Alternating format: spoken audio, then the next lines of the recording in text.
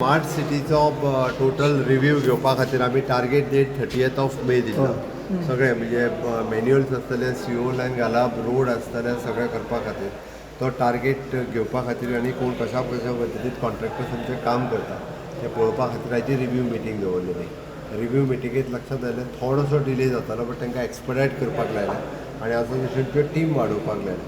आनी म्हाका दिसता टार्गेट हेवटेन एक 4-5 दीस तरी जालो जाल्यार तो टार्गेट आमी अचीव करतले. सो तेंच्यांनी परत तसो प्रॉमीस केला. नवीन इलेक्ट्रिकल बसीस ज्यो आहा पळय न्ही ह्यो आउटर रुटाच्यो पयलीं चालू कर म्हणटा आनी इनर रुटाचे बसी आसा तेंच्या कडेन उलोवपाक सुरू कर म्हणटा. तांकां वेगवेगळी ऑप्शन्स दिल्या, कारण तेंच्यो बसी तेंचो धंदो आमकां मारपाचो ना, पण तांकां वेगवेगळ्या ऑप्शनांतल्यान तांकां वेगळे ऑप्शन्स मेळटले आनी आमी पूर्णता ज्यो आसा पळय न्ही बसीस पणजेंतल्यान सुरवात. Looks like everything is on time.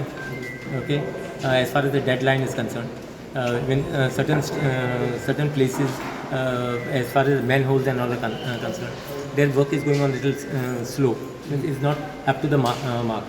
So now CM basically has told them to increase the workforce so that to complete on the deadline. ते इतके काम करत असताना प्री मान्सून वर्कही काम करपाक जाय. So But pre-monsoon work is as far as you are talking about drainage is about.